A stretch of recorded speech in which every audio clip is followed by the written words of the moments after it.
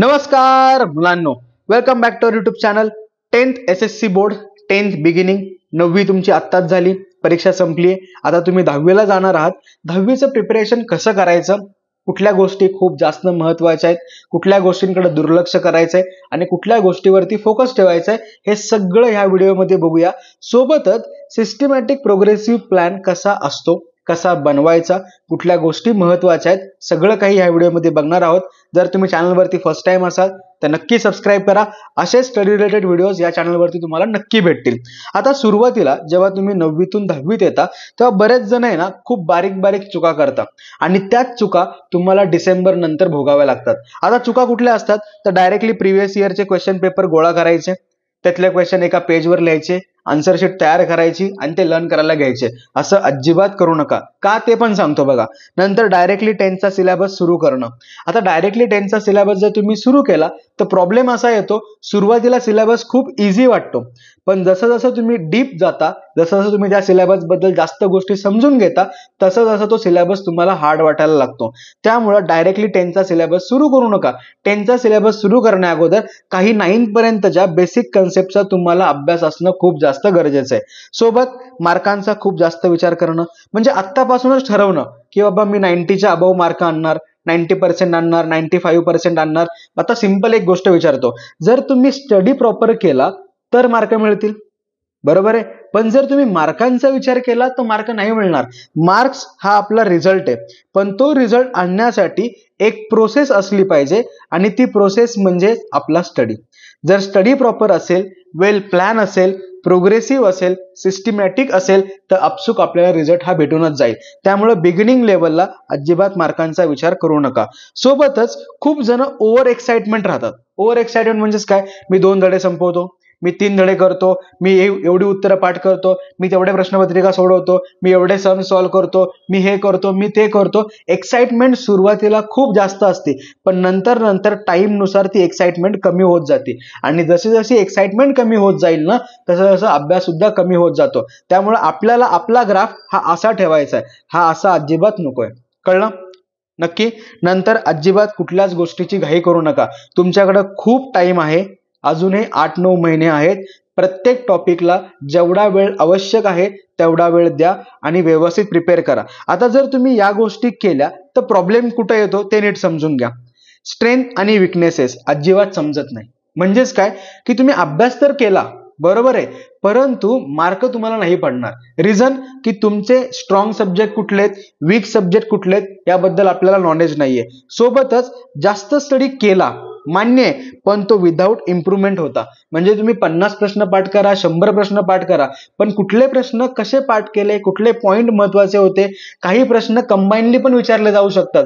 मग याचा आपण अभ्यासच नाही केला, त्यामुळे काय झालं, खूप जास्त स्टडी झाला आणि स्कोअर मात्र लो आला, बरोबर. आता ह्याच्यामुळं सुरुवातीला जे तुम्ही 90% स्वप्न बघता, ही स्वप्न जेव्हा 10ची एंडिंग येईल म्हणजे बोर्डची एक्झाम येईल तेव्हा ती भीती 90% अजिबात नसणार आहे.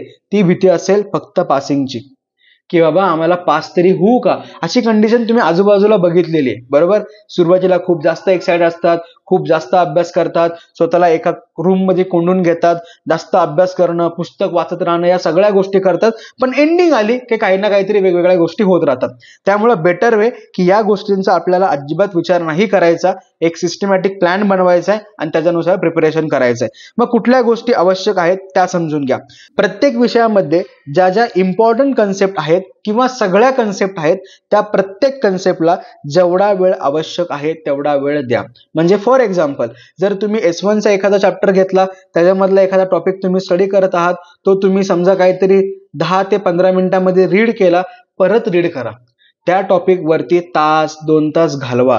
त्याच्यामधली बारीक गोष्ट नीट समजून घ्या, क्वेश्चन नीट समजून घ्या, कुठला क्वेश्चन विचारला जाऊ शकतो हे समजून घ्या. म्हणजे काय होईल की तुमचा स्टडी पण होईल आणि एक्झाम मध्ये येणारे क्वेश्चन सुद्धा तुम्ही स्वतःहून फ्रेम करताल आणि त्या क्वेश्चनचा आन्सर तुम्हाला आत्तापासूनच माहित असेल. म्हणजे ती कन्सेप्ट काय होऊन जाईल, पक्की होऊन जाईल. आपल्या हातात जवळपास 8 ते 9 महिने आहेत, बरोबर. त्यामुळे 8 ते 9 महिन्यामध्ये प्रॉपर प्लॅन केला तर स्टडी एकदम व्यवस्थित होतो आणि आपला जो काही फोकस आहे तो पूर्णपणे स्टडीवरच पाहिजे. अजिबात मार्कांवरती फोकस ठेवू नका. मार्कांवरती जर आतापासून तुम्ही फोकस ठेवला तर तुमचा स्टडी नाही होणार. सोबतच मंथली प्रोग्रेसिव्ह प्लॅन करा. मंथली प्रोग्रेसिव्ह प्लॅन याचा अर्थ असा होतो की जर लास्ट मंथ मध्ये मी 2 चॅप्टर केले असतील तर नेक्स्ट मंथ मध्ये मी ते 2 चॅप्टर पण रिवाइज करणार प्लस ऍडिशन मध्ये 1 चॅप्टर करेल. म्हणजे काय झाले, ओव्हरऑल माझे 3 चॅप्टर पक्के झाले. याला म्हणतो आपण प्रोग्रेस. आता अजून एक गोष्ट होऊ शकते की समजा तुम्ही काहीतरी 10 क्वेश्चन्स लर्न केले तर नेक्स्ट मंथ मध्ये ते 10 क्वेश्चन्स पण करा, ऍडिशनल 5 क्वेश्चन्स पण करा, टोटल 15 क्वेश्चन्स झाले. अशा प्रोग्रेसिव्ह प्लॅननी तुम्ही स्टडी करत राहा. आता सगळ्यात महत्वाची गोष्ट, स्टडी स्किल ची ओळख करून घ्या. आता स्टडी स्किल म्हणजेच काय तर तुमचं रायटिंग आलं, त्याच्यानंतर तुमचं प्रेझेंटेशन आलं, त्याच्यानंतर तुमचं लर्निंग आलं, बरोबर. हे बारीक बारीक गोष्टी आहेत. जर हँडरायटिंग खराब असेल तर हँडरायटिंग इम्प्रूव्ह करा, लर्निंग स्किल वीक असेल लर्निंग स्किल इम्प्रूव्ह करा. या बारीक बारीक गोष्टी आहेत. जर तुम्ही स्वतःमध्ये बदल करून घेतला तर स्टडी आपोआप सुधारेल. आता 9th मध्ये तुम्हाला किती मार्क पडलेत, तुम्ही कसे होता याचा अजिबात विचार करू नका, पण तुमच्या ज्या चुका झाल्यात त्यांचा मात्र विचार करा आणि त्या चुकांना सुधारवण्यासाठी तुमच्याकडे एवढे महिने आहेत. व्यवस्थित अभ्यास करा, नक्की होऊन जाईल. आता एक्झॅक्टली सुरुवात कशी असली पाहिजे. सुरुवातीला डायरेक्ट 10चं पुस्तक घेऊ नका. आयडेंटिफाय युअर विकनेसेस, म्हणजेच तुम्ही कुठं वीक आहात आणि कुठं स्ट्रॉंग आहात, स्ट्रेंथ तुमच्या कुठल्या आहेत त्या समजून घ्या. म्हणजेच काय, वीक सब्जेक्ट कुठले आहेत आणि स्ट्रॉंग सब्जेक्ट कुठले आहेत हे समजून घ्या, बरोबर. आता जर तुम्हाला हे समजलं ना तर तुम्हाला एक डायरेक्शन मिळेल की हा बाबा स्ट्रॉंग सब्जेक्ट माझा हा आहे त्यामुळे ह्याचं प्रिपरेशन माझं कमी वेळेत जास्तीत जास्त होऊ शकतं. वीक सब्जेक्ट हा आहे त्यामुळे या सब्जेक्टला मला टाइम जास्त द्यायचा आहे. जर तुम्ही इक्वली प्रत्येक सब्जेक्टला टाइम दिला तर कुठलाच सब्जेक्ट एकदम व्यवस्थित नाही होणार, परंतु तुम्ही टाइम व्यवस्थित मॅनेज केला तर वीक सब्जेक्ट सुद्धा स्ट्रॉंग मध्ये कन्वर्ट होऊ शकतो. नंतर आता सुट्ट्या आहेत, 1 महिना तुमच्या हातामध्ये आहे, त्यामुळे 9thला जो काही स्टडी झालेला आहे तो फक्त ओव्हरव्ह्यू करा. ओव्हरव्ह्यू करताना कुठले टॉपिक डोक्यात ठेवायचे तर जे काही लँग्वेजेस आहेत त्यांचा ग्रामर सेक्शन बघा, कारण ग्रामर अजिबात चेंज होत नाही. 9thला जे ग्रामर असणार आहे ते 10thला असणार आहे, फक्त लेवल थोडीशी अप असेल. पण 9thचं जर ग्रामर तुमचं पक्का असेल तर 10th मध्ये अजिबात अडचण येणार नाही.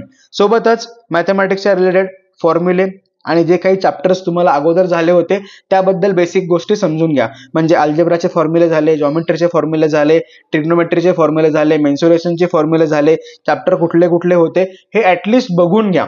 म्हणजे जेव्हा तुम्ही 10thला जाताल ना तेव्हा तुमचा बेस हा पक्का असेल. सोबत सायन्स मध्ये सुद्धा डायग्राम्स ज्या लागणारच आहेत. आता काही S2चा जो काही पार्ट आहे 10चा तो 9च्या S2 मधून सुद्धा घेतलेला आहे, त्यामुळे ती गोष्ट समजणं गरजेचं आहे. आता हे सगळं झालं सुरुवातीपासून. ह्याच्यानंतर काही सॉफ्ट स्किल आहेत. सॉफ्ट स्किल म्हणजेच काय, जे अगोदर बोललो तुम्हाला, हँडरायटिंग व्यवस्थित असली पाहिजे, लर्निंग स्किल कमी असेल तर इम्प्रूव्ह करा. आज 2 क्वेश्चन पाठ झाले तर उद्या 2 क्वेश्चन आणि दुसरा अर्धा क्वेश्चन पाठ करा. हळूहळू इम्प्रूव्ह करा. एकाच दिवशी 10 प्रश्न पाठ करतो असं गोल ठेवू नका. स्लोली आपल्याला स्वतःमध्ये हळूहळू इम्प्रूव्हमेंट करायची. त्यानंतर अंडरस्टँडिंग. एखादा टॉपिक जितका जास्त डीप जाऊन तुम्ही शिकताल, जेवढे जास्त क्वेश्चन तुम्ही स्वतःहून फ्रेम करताल, त्याचे आन्सर तुम्ही स्वतःहून लिहिताल, तेव्हाच तो टॉपिक हा पक्का होईल आणि तो टॉपिक पक्का झाला तर तुम्ही तो व्यवस्थित लिहू शकता, व्यवस्थित लर्न करू शकता. आता हे बेसिक स्किल आहेत. जर तुम्ही हे इम्प्रूव्ह केले पहिल्या 4 महिन्यांमध्ये तर शेवटच्या 5-6 महिन्यांमध्ये तुम्हाला अजिबात टेन्शन नाही येणार. आता हे सगळं करण्यासाठी महत्वाची गोष्ट लागते ती म्हणजे अभ्यासाची सवय. आता तुम्हाला माहिती आहे की तुम्ही किती वेळ अभ्यास करता विदाऊट डिस्ट्रॅक्शन. जरा काही झालं की आपण डिस्ट्रॅक्ट होतो, जरा काही फोन आला की आपण डिस्ट्रॅक्ट होतो, म्हणजे कॉन्सन्ट्रेशन आपलं कमी आहे. मग कॉन्सन्ट्रेशन इम्प्रूव्ह करण्यासाठी एक सिंपल प्लॅन दाखवलाय बघा. पहिल्या वीकमध्ये ना 30 मिनिट्स विदाऊट डिस्ट्रॅक्शन अभ्यास करायचा प्रयत्न करा. म्हणजे फोन वगैरे सगळ्या गोष्टी लांब ठेवा. फक्त अभ्यास, एके अभ्यास. 30 मिनिटं झालं की अभ्यास बंद करा. पहिला वीक तसं करा. नंतर 10 मिनिट्स वाढवा, नंतर पुन्हा 10 मिनिट्स वाढवा, नंतर 10 मिनिट्स वाढवा. असं कंटिन्युअसली करत जा. म्हणजे एक टाइम असा येईल की तुम्ही 3 ते 4 तास विदाउट डिस्ट्रॅक्शन एका जागी बसून प्रॉपर स्टडी करू शकता. पण हे करण्यासाठी या सगळ्या गोष्टी करणं गरजेचं आहे. आता नीट बघा, प्रत्येक वेळेस सिस्टमॅटिकली आपण 10 मिनिट्स इम्प्रूव्ह करत गेलो आणि आपलं जे गोल होतं 3 आवर्स आणि 4 आवर्सचं हे आपण अचीव्ह केलं. सोबत जितक्या लवकर उठता येईल तितक्या लवकर उठायचा प्रयत्न करा. जर तुम्ही नाईटला स्टडी करत असाल तर त्यानुसार प्लॅन करा. जर तुम्ही मॉर्निंगला स्टडी करायचा विचार करत असाल तर त्यानुसार प्लॅन करा आणि आत्तापासूनच या गोष्टी वाढवायचा प्रयत्न करा. हळूहळू स्किल इम्प्रूव्ह होतील. स्किल इम्प्रूव्ह झालं, स्टडी इम्प्रूव्ह होईल. स्टडी इम्प्रूव्ह झाला, अपसूक तुमचा रिझल्ट चांगलाच लागेल. कळलं नक्की? आता महत्वाचं सगळ्यात जास्त स्किल जे तुम्ही अंडररेटेड ठेवता ते म्हणजे रीडिंग स्किल. अजिबात टेक्स्टबुक न वाचणं हे सुद्धा खूप जास्त धोक्याचं आहे. टेक्स्टबुक तुमच्यासाठी खूप मोठं अस्त्र आहे, एक वेपन आहे आणि त्याला वेपन सारखंच वापरायचं आहे. डायजेस्ट बाकीच्या सगळ्या गोष्टी लागणार आहेत, बरोबर आहे, पण टेक्स्टबुक आपल्यासाठी मेन आहे. त्यामुळे जास्तीत जास्त टेक्स्टबुक रीड करायचा प्रयत्न करा. प्रत्येक चॅप्टर कमीत कमी 5 ते 6 वेळा रीड करायचा प्रयत्न करा. मग सब्जेक्ट कुठला का ना असे ना, जर तुम्ही प्रिपेअर व्यवस्थित केलं, रीडिंग व्यवस्थित केलं तर रीडिंग सोबत तुमचं अंडरस्टँडिंग होईल. अंडरस्टँडिंग झालं तर तुमचं लर्निंग होईल. लर्निंग झालं तर तुमचं रायटिंग होईल. रायटिंग झालं तर तुमचं प्रेझेंटेशन चांगलं होईल. प्रेझेंटेशन झालं तर प्रॉपर स्टडी होईल आणि स्टडी झाला तर तुम्हाला व्यवस्थित रिझल्ट हा भेटेलच. आता ही पूर्ण सायकल आहे. या सायकल मधला कुठलाच पार्ट अजिबात स्किप करू नका. रीडिंग खूप जास्त महत्वाचं आहे. जास्तीत जास्त वाचा, जास्तीत जास्त समजून घ्या, त्याचा तुम्हाला डेफिनेटली फायदा होईल. समजलं नक्की? शुअर? या बेसिक गोष्टी आहेत, ह्या स्वतःमध्ये आणायचा प्रयत्न करा आणि स्वतःला इम्प्रूव्ह करा. आता नेक्स्ट व्हिडिओमध्ये प्रत्येक सब्जेक्टमध्ये कुठल्या प्रिव्हियस इयरच्या कन्सेप्ट आवश्यक आहेत त्या सुद्धा तुम्हाला समजून सांगेल. अजिबात लोड घेऊ नका. नेक्स्ट व्हिडिओजमध्ये आपण सब्जेक्ट वाईज कसा प्लॅन करायचा ते समजून घेऊ. समजला प्लॅन? शुअर? आता याच पद्धतीने इम्प्लिमेंट करा.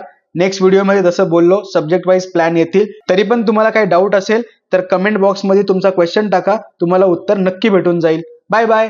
व्यवस्थित प्रिपेअर करा.